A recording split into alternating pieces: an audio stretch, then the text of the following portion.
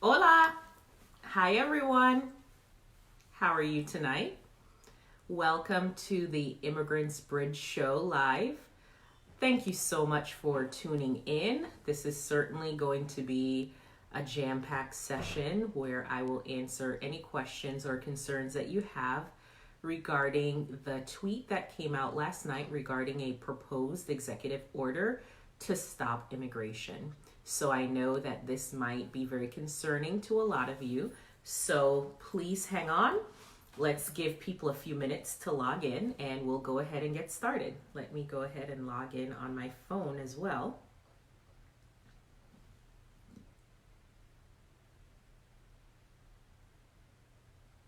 So I am logging in so that I can see what you guys are seeing. And I can have a better view of the pictures. Not the pictures, the questions that are coming in. Not the pictures, Hey, Miss Yessie. Welcome, welcome. Hey, Ashley. How are you? Make sure you say hi to Jorge and Miss Andrea for me.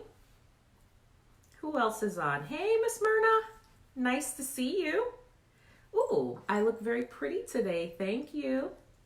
I'm wearing some Western gear that I got from Boot Barn, so I'm really excited. You know, I like bling, so this is definitely something I'm loving. This is as dressed up as I've gotten in a very long time. Let's see who else is there. Hey, Miss Diane. How are you?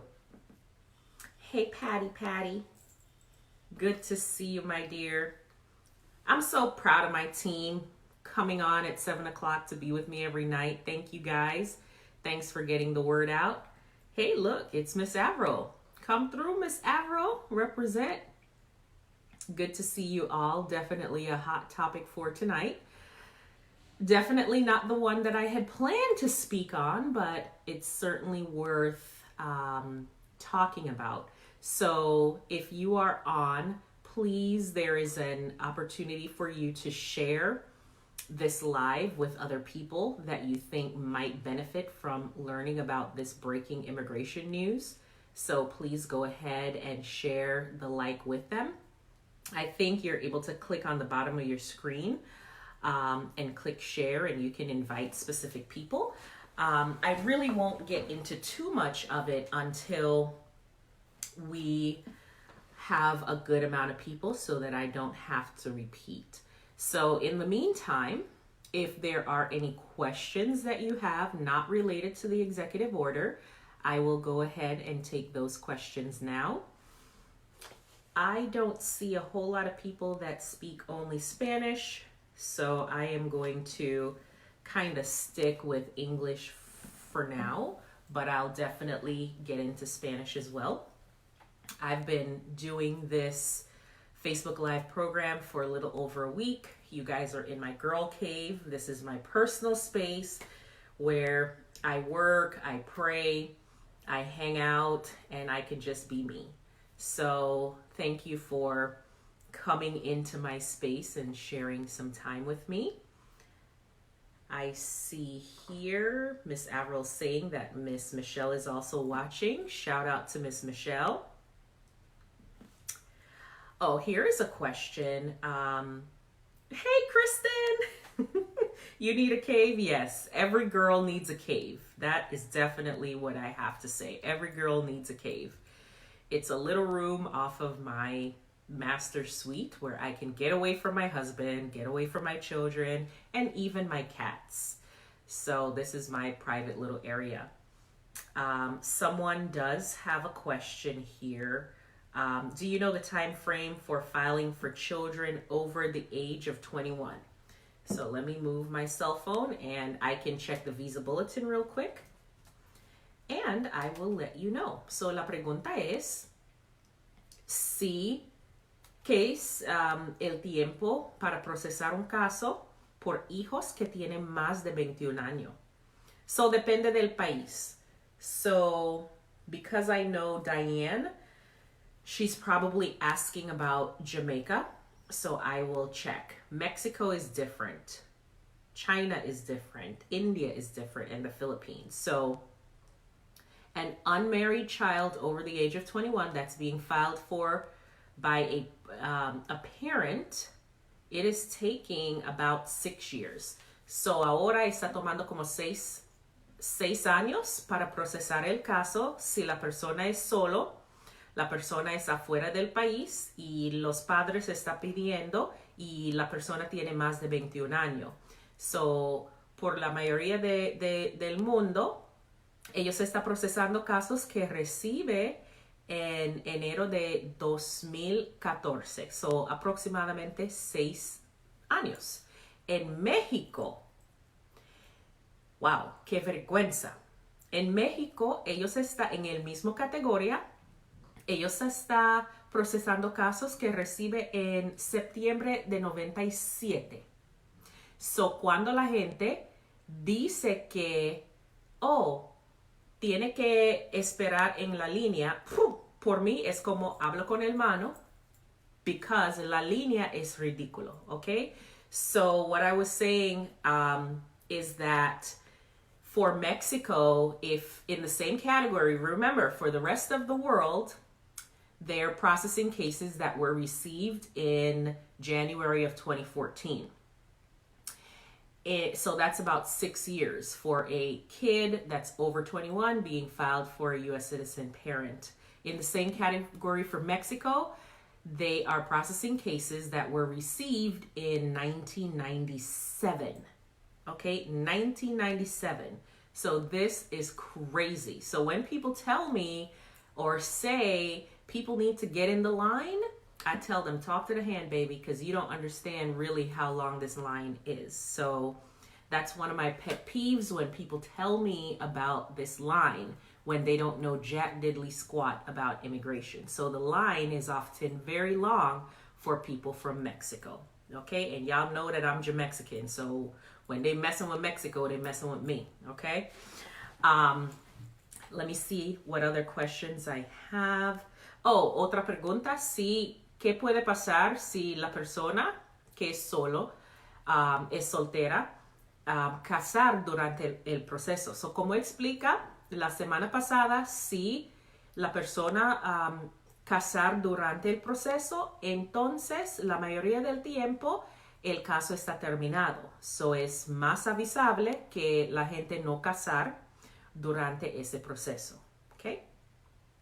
So, what I was saying is, just like I said last week, if the person that was filed for as a single person gets married during the process, then for the most part, the case gets terminated unless the person can be changed to a different category. And for the most part, that's not going to be possible. Okay, so let's see. Okay, Claudia está preguntando si es posible para adoptar una persona, una sobrina que tiene 17 años, si es posible para arreglar bajo de adopción. So, la cosa de adopción es que el niño o la niña tiene que tener menos de 16 años. So, en ese caso, desgraciadamente, no puede adoptar a ella para arreglar papeles. Now, si usted quiere custodia de ella, bajo de las leyes en Florida, puede adoptar a ella, pero no va a ser un beneficio por el mundo de inmigración. And yes, Miss Kristen, it is past time that you get your husband's citizenship done. Kristen is one of my very first clients, one of my very favorite clients. Before I had an office, I would even go to Kristen's house. That's how far back we go. So I love her dearly. I love her family. So yeah, whenever you're ready, we will go ahead and do your husband's case. Estoy diciendo, uno de mis clientes favoritos dice que, es tiempo para que el esposo de ella arreglar por ciudadanía. Y estoy diciendo que sí, claro que sí, ya es la hora. Ellos fue uno de mis primeros clientes. antes de yo tengo mi oficina, yo ir a casa de ella para arreglar. So, tenemos una historia larga y ¿cómo se dice? Te quiero. I love them. No sé cómo se dice. I love them a lot. Really buenas personas.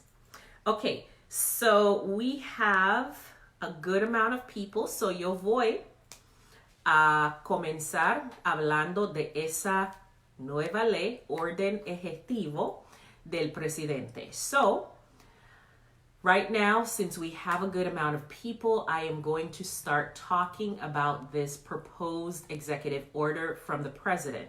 The first thing is that obviously this is not something that has been well thought out. This tweet was sent sometime late last night. All I remember is I woke up in the middle of the night, checked my phone real quick, ran to the bathroom, and I see this tweet. I'm like, does this man not sleep? Go to your bed, get some rest so you can work for the American people. He out there tweeting. Okay, so now he got me speaking Ebonics and getting all ghetto, getting up in my feelings. But I just truly think that at the time of night that he's tweeting this foolishness, he should have been sleeping in his bed, getting some rest so that he can go ahead and help the American people. Lo que estoy diciendo es que, primeramente, yo no pienso que eso es un orden ejecutivo que él pensar mucho antes de decir algo. So, obviamente, eso fue algo que él escribe en la noche y en ese tiempo yo pienso que él debe estar durmiendo para preparar por próxima día para ayudar a la gente americana. Él no debe, tratar de comenzar algo en el medio de la noche. I mean, eso es algo que me molesta mucho. So, primer parte, eso no es algo que es activo ahora. Eso solamente es un tweet. Okay, so the first thing is that this is just a tweet at this point where he says he's considering doing this executive order to stop immigration for the next 60 days. Meaning that, again, there is nothing written. I don't know what this order is going to look like. I don't know what it's going to involve.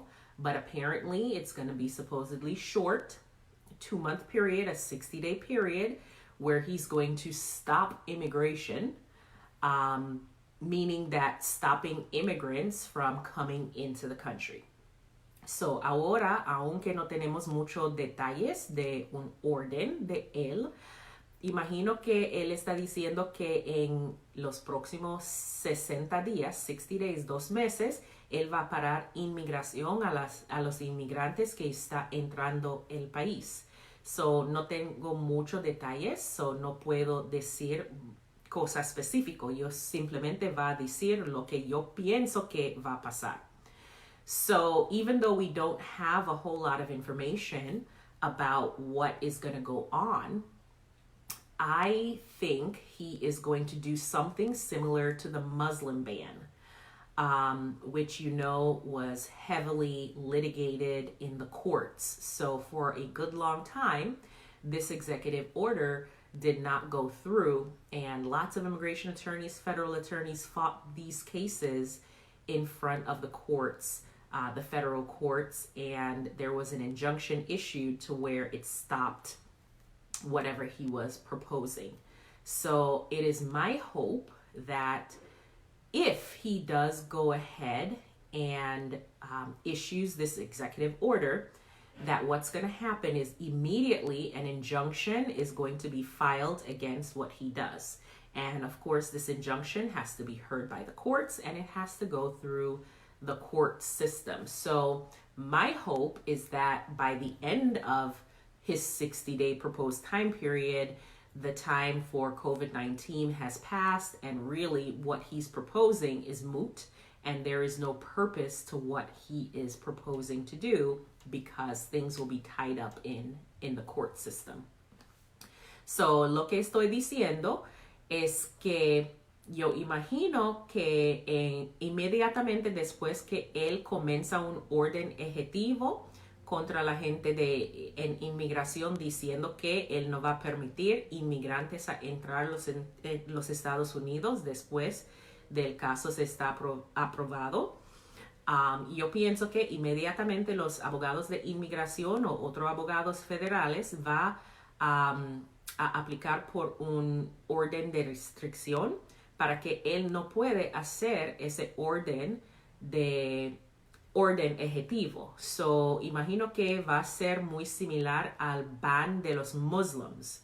No sé cómo se dice muslims en español, pero recuerda que cuando él fue,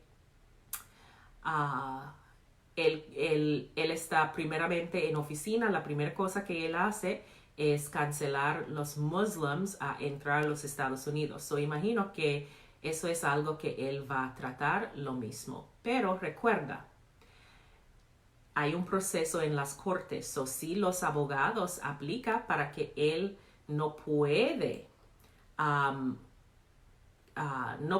hacer esa cosa, entonces es algo que va a pasar en las cortes. So, mi esperanza es que inmediatamente después que él hace ese orden ejecutivo, abogados va a parar el proceso en las cortes y ellos van a poner un orden de restricción.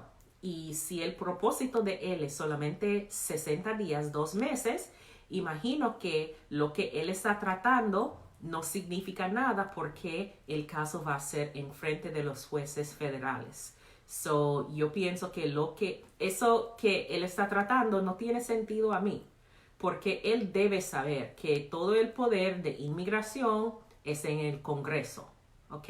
So, si él quiere cambiar las leyes, debe ser por el Congreso. So, lo que él está tratando, él no tiene poder para hacer eso y los abogados van a pelear contra él por los poderes del presidente y los poderes del Congreso. So what I was saying is, what he's trying to do, he needs to remember that immigration is under the jurisdiction of the Congress. The Congress has the right to make immigration laws. And that's not something that the president can just change and do. So I think he's going to try some of the tactics of what he did with the Muslim ban.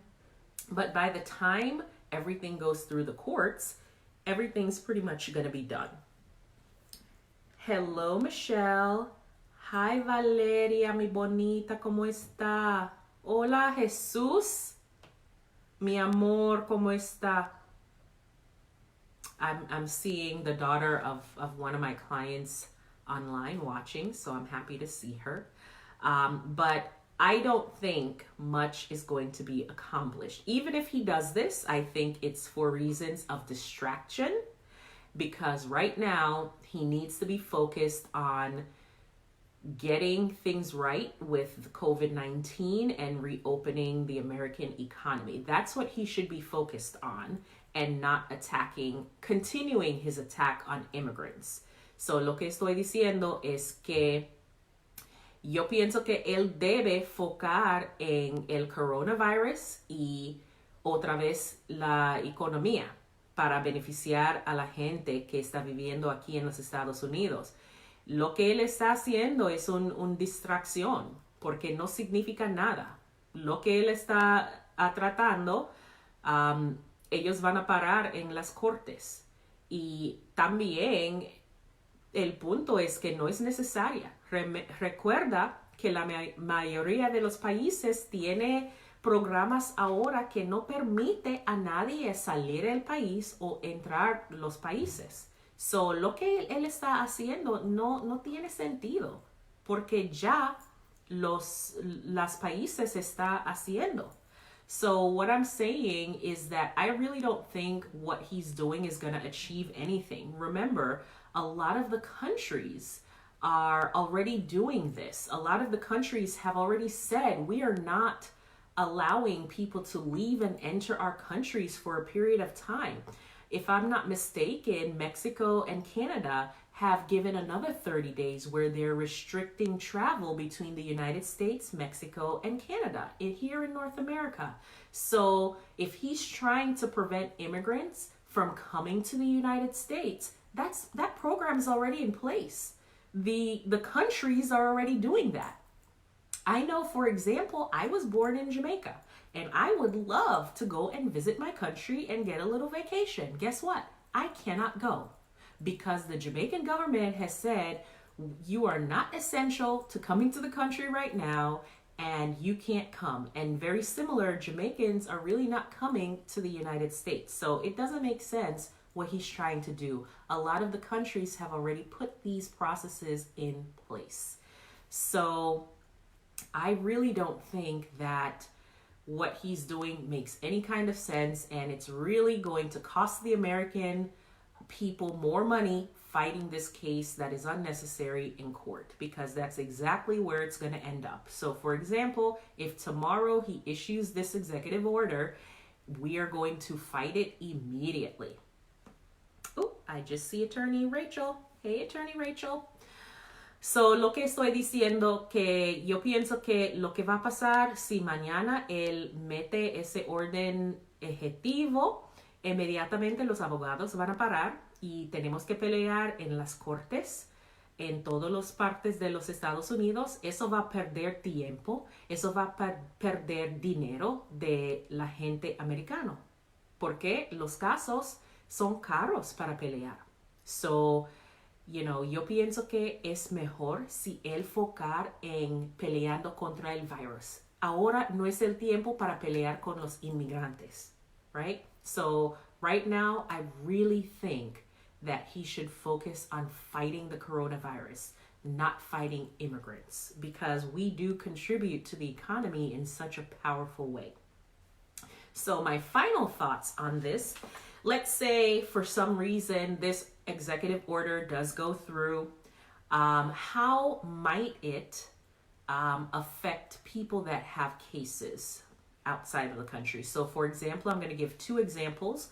Number one, what if you filed for your family member, they live outside of the country, and finally you've been waiting for years. Remember earlier we talked about cases that might take 7 years, cases that might take 12 years, cases that might take 20 years. What if you've been waiting all this time and you finally got your visa appointment and you get your immigrant visa to enter the United States, and now there's this ban, you can't enter?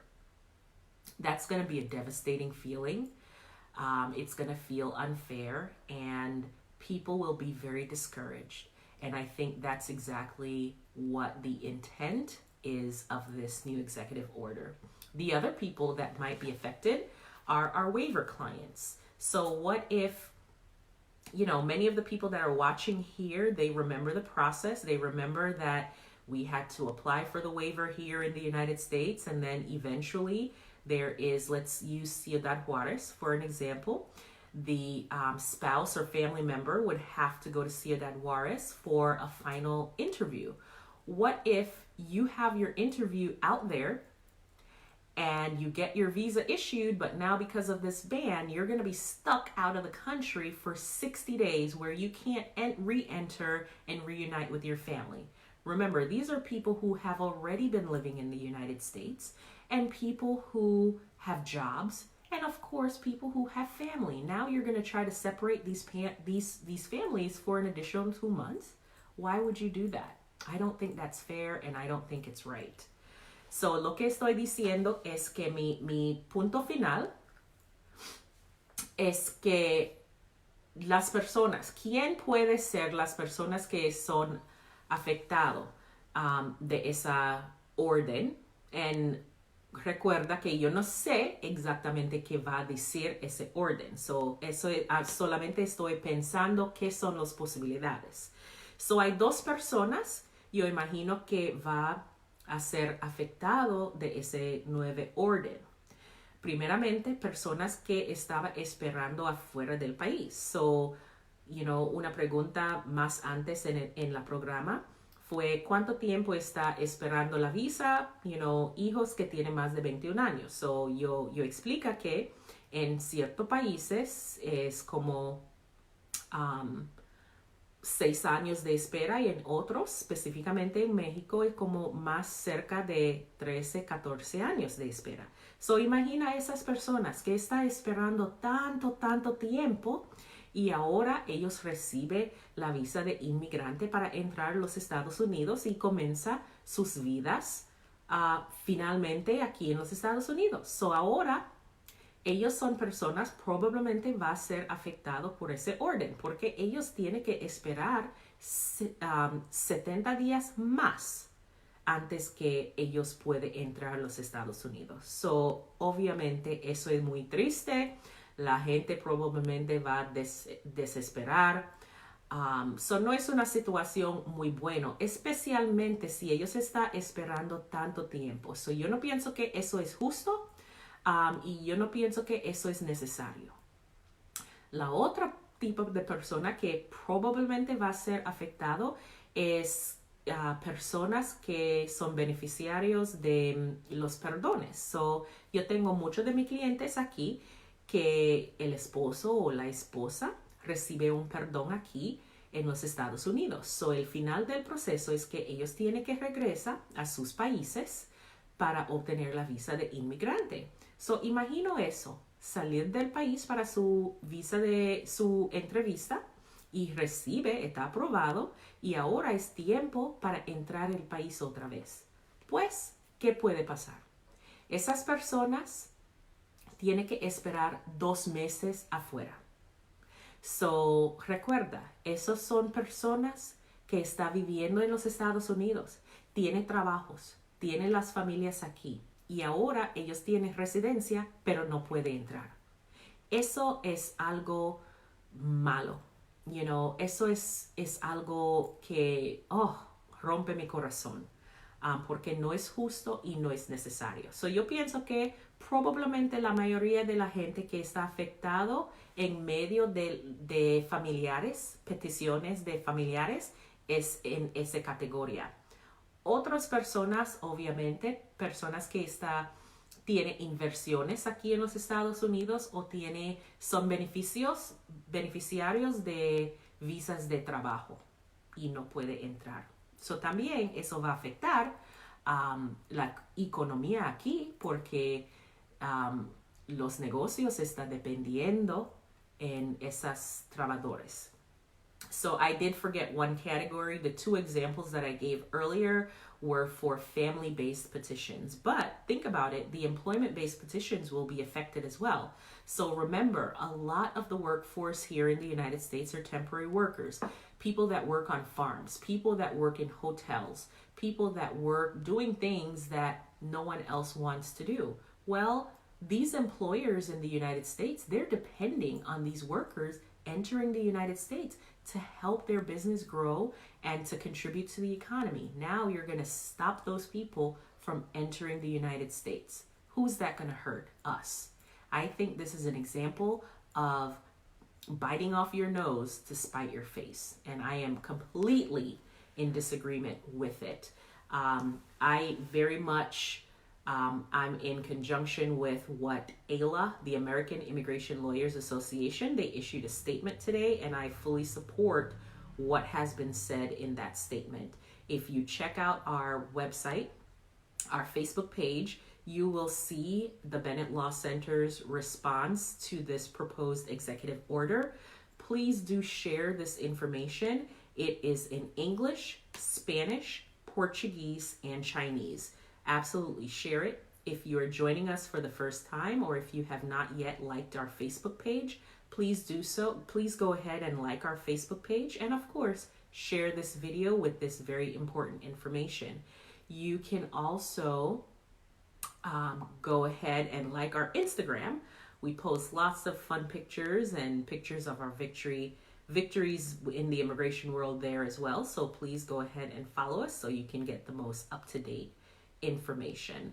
One other thing, whenever an announcement like this has been made, there is a lot of misinformation and rumors that surround this, and a lot of people get hurt because they believe what the scammers are saying. So please, please get your information from a reputable law firm that knows what they're talking about. That doesn't necessarily have to be the Bennett Law Center, but please don't go to notarios, and make sure that you're getting your information from a source that can be held accountable for the information they put out. So, lo que estoy diciendo es que si usted está interesado en el centro de Bennett Law, por favor, like our Facebook page y también follow us on Instagram. También esa información es muy importante para la gente. So, por favor, share, compartir. Pienso que eso es la palabra. Compartir con sus amigos, sus familiares, sus vecinos, etcétera, etcétera, para que ellos también puedan tener esa información. También una cosa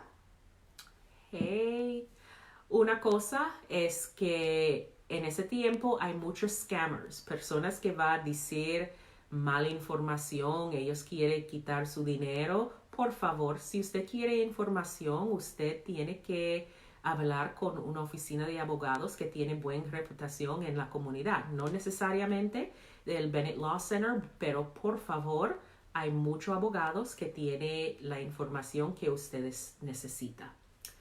I'm looking to see if I have any more questions. I see so many people on. Hey, Bernice.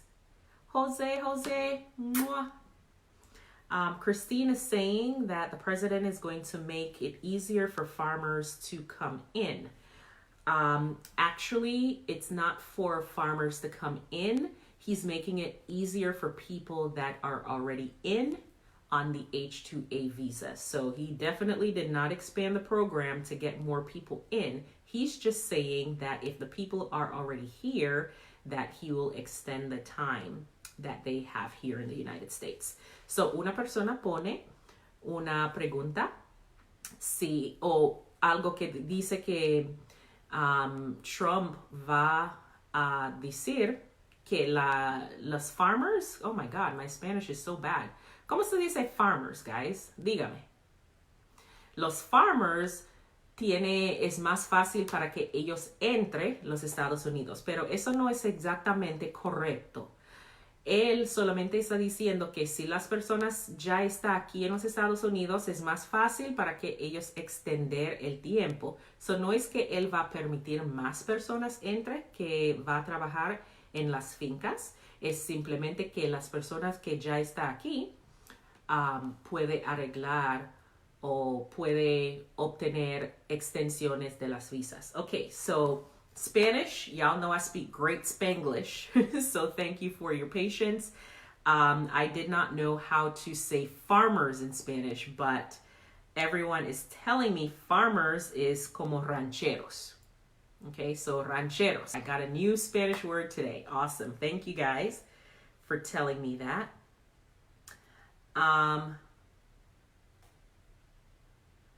So I think that is all I have for you today. I really wanted today's program to focus on what is going on with this executive order.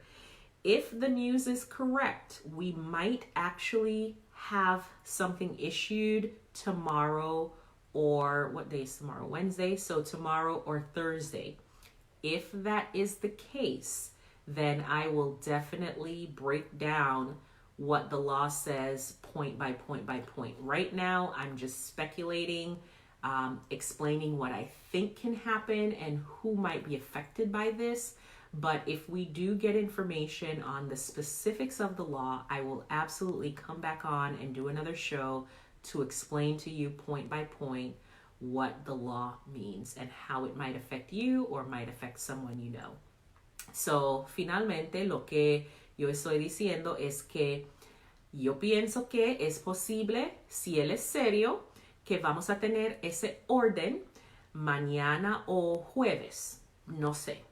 Pero en caso de que tenemos la ley escrito, yo voy otra vez a tener un programa en ese show para explicar punto a punto lo que está diciendo la ley y cómo podría afectar a ustedes o personas que usted conoce. So, definitivamente, Estoy aquí Monday, lunes a viernes a las 7 de la tarde para dar información a la gente. Okay, so finally, just to remind you that this show is live at 7 o'clock every day from Monday to Friday. So whatever news gets out, I will definitely be here to share that information with you. So we'll kind of wait and see what happens between today and Thursday, but I will definitely be back tomorrow to talk more about how this law might affect you. Let's see if there's anything else. I don't think there's anything else, but thank you so much for joining in. Remember, share this video, like our Facebook page, and follow us on Instagram. Thank you for joining us on the Immigrants Bridge Show. This is Attorney B coming live to you from Girl Cave Studios. I love you guys. Stay safe, and God bless you, and God bless America.